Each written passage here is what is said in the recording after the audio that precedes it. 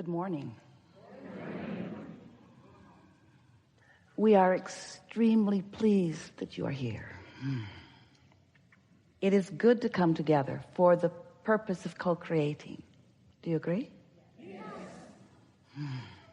You're knowing what you're wanting? Are you enjoying the expansion of your personal desire? That's a good thing. Because if you are enjoying your own desire, that means that your beliefs are somewhere in the vicinity of them. If you want something that you see no way of it ever coming about, those desires don't feel so good, do they? That feeling of doubt or insecurity is unpleasant. And that's what happens when you have contradictory thought going on within you. I want this, but it can never be. Painful and untrue. Painful because it's untrue.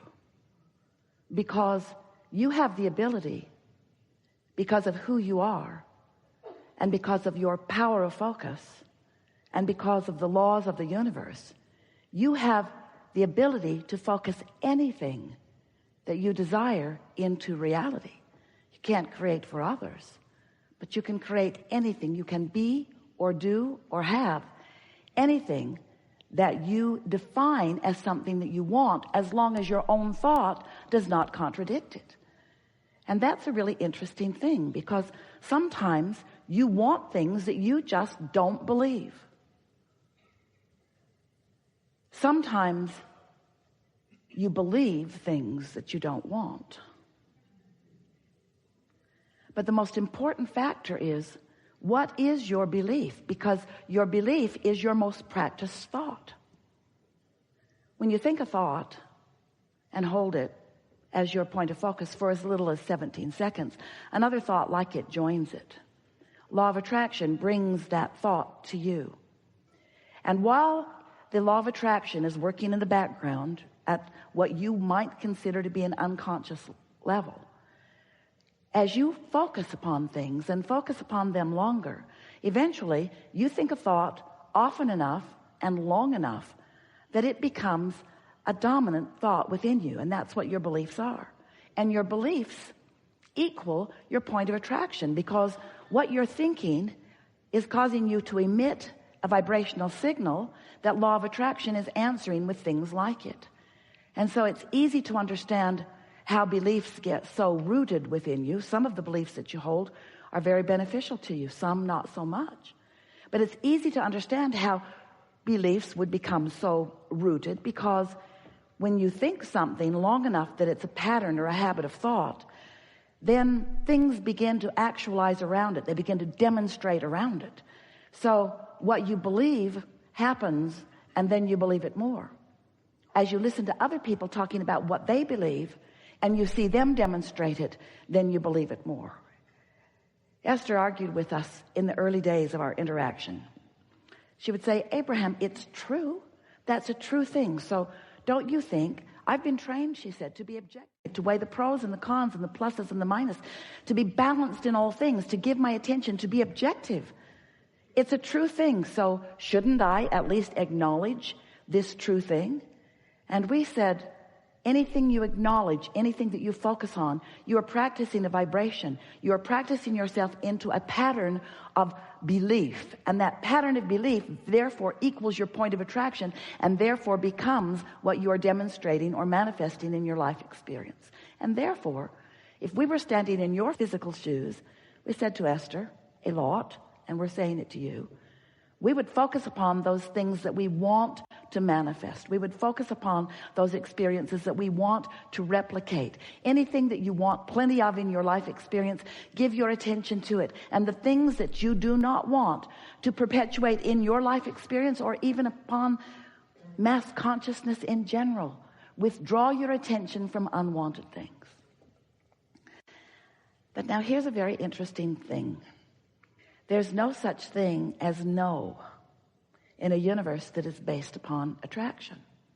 This is an inclusion-based universe, which means the things that you look at, that you want, that you say yes to, you include them in your vibration. They become part of your attraction. But those things that you don't want, that you shout no at, you also include in your vibration, because the universe is not differentiating between the word yes and no. It is only differentiating between your attention to it or your not attention to it. You see what we're getting at? So you can shout no all day long at things you do not want, and they come to you stronger and stronger and stronger because of your attention to them. Isn't that a good thing to know? So what do you do? What do you do if you don't want that thing? I don't want that thing. I'm not going to think about that thing that I don't want anymore. That thing over there. I'm not going to think about that anymore. I'm not going to think about that anymore. I'm not going to think about it. I'm not going to think about it. I'm thinking about it. I don't want to think about that thing. I don't want to think about it. I don't want to think about it. So what you have to do is think about something else. You think about other things. You just gradually, it takes a little bit of time, it's gradual, shift your attention more and more to things wanted, and therefore not so much on things not wanted. But it's not an instant transformation. It's a general, gentle transformation. And it's helpful to understand what makes it easier and what makes it more difficult. So here are the laws of the universe simply explained so that you can understand how it is that things are coming to you or to others because of your attention. So when you give your attention to something and you're thinking about it in very general terms, in that general attention to it, there is less momentum. The more you think about it, the faster the momentum. So when you've given your attention to something, your undivided attention to something, and you've given your attention longer and longer, law of attraction just fills in more and more details for you. And the more detailed a subject becomes, then the stronger your point of attraction is. The more general you are, the less. And so when we talk about law of attraction, we have to use the word or put the word momentum into the equation, because if you understand that law of attraction and momentum go together, then sorting this out will be a very easy thing for you. The best momentum story we have, Esther was amazed when she first saw the streets in San Francisco. Didn't seem possible that people would want to drive up or down them. They were. There they were. Imagine putting your car at the top of one of those hills, taking it out of gear, taking the parking brake off, and just for fun, just to see if the physics of this universe are still in place, you decide to just bump your car a little bit from behind just to see what might happen. Well, it starts to move, but you come to your senses right away because you've been around here long enough to know about gravity and inertia. So you step right out in front of your car and it bumps up against you and the momentum stops, and it was easy to stop because it was very slight anyway. But you wouldn't want to be at the bottom of that hill stopping that momentum. So law of attraction is the same. The more time or attention that you've given to a subject, the more momentum it has. And you are not going to stop that momentum all at once. But it is important to know that while you sleep, the momentum of your thought does stop. While you are asleep, you are not encouraging the momentum. It gives you a sort of reprieve from unwanted momentum. And when you awaken, you have the ability to begin it in the direction of things wanted. That's just a little tip from the universe. That's just a little fact that may help you. If there are thoughts that you would like to begin thinking in a new way, don't do it at the end of the day after something has gone wrong that has your attention. In other words, when you're really upset about something, that's not the time to deal with it. Because dealing with something that you are upset with only increases the momentum of it. It gives it more sticking power. So, there are two things you can do to slow momentum. Many more than that, really, but two things that really work well. One is go to sleep. That stops momentum. Don't sleep all day, just occasionally. And the other is you can meditate. When you meditate, you quiet your mind. When you quiet your mind, you stop thought. When you stop thought, you stop momentum. Gives you an opportunity to come into alignment with who you are. And there is one more very important thing that we want to say to you. You are source energy in these physical bodies. Do you know that? There is a trajectory, there is a momentum of well-being that is very powerful, that without knowing it, you've been practicing hindering with contradictory thought. So when you meditate, what happens is you quiet your mind, and your natural trajectory, your natural momentum then can have more effect in your experience. It's like, imagine a cork bobbing on the surface of the water. That's pure positive energy. That's absence of resistance in this analogy.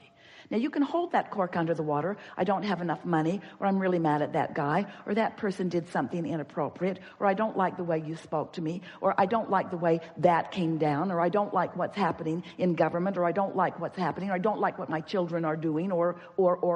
You can hold that cork under the water in disapproval of something, in negative attention to something.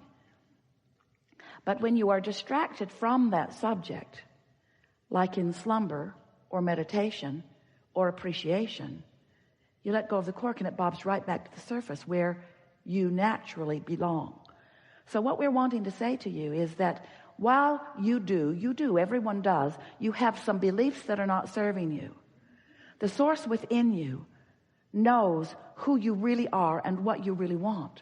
In other words, all day, every day, as you sift through the contrast of your experience, you are launching these rockets of desire. I don't want to be rude. I want to be kind. I don't want others to be rude. I want others to be kind.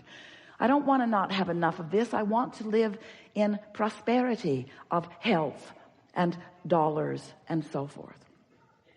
So as you've been launching these rockets of desire, these vibrations have emanated from you and have added to this vortex of creation that you were when you were born, that pure positive energy, all-knowing, powerful, worthy being that you are. When you made the decision to come into this body, you didn't come to fix things that were broken. You know there were not any broken things. You came for the joyous experience of joyful expansion. And so there was a trajectory, there was momentum. We call that your vortex. It's this vibrational reality that has the potential of manifesting, but you have to, in your conscious awareness, be in a vibrational place that is in harmony with what's in this vortex. So some of you have been listening to us for a while, yes? And you've been hearing us talking about law of attraction and how powerful it is, and how there's no exclusion. And even though there's a war against drugs and a war against cancer and a war against teenage pregnancy and a war against and a war against and a war against, a war against poverty, a war against, the war against terrorism, a war against, all of those things are just getting bigger and bigger and bigger and bigger. Not one of those wars against anything is making anything smaller, because there is no exclusion. You cannot push it away. You only bring more of it to you, you see. And so the key to the happily ever after that you're wanting, the key is to clean up your focus. But you can't just all of a sudden stop thinking something that you've been thinking, because the law of attraction is bringing thoughts to you like the ones that are most active. So you've got to find ways of deactivating what you don't want by going general, and activating more and more what you do want, becoming more and more specific. You see what we're getting at? If you find yourself in the middle of a conversation about something that you do not want, stop talking about it as soon as you can. That helps. And in time, you'll stop talking about it. You'll stop thinking about it. You'll stop attracting it. You'll stop being part of that. Your point of attraction will shift. And that's really what we want to talk about here today. We've enjoyed this interaction more than words can explain. And we want you to know that these thoughts have never been before unto all of the universe. We've stepped into new places as a result of who you are. The universe has expanded as a result of this combination of thoughts and desires and beliefs. This expansion is what we all live for. In other words, we are eternal beings, all of us. We will never cease to be. And since we never cease to be, there's no place we're trying to get. All of that we think we're going to, you especially in your human form, is because you think you will feel better in getting there. But once you get there, then there'll be more and more and more and more and more. And so what we want you to leave this gathering really feeling, and you're in a place where you can get it easily, is that in all of all that is, there only is and only ever has been and only ever will be right here.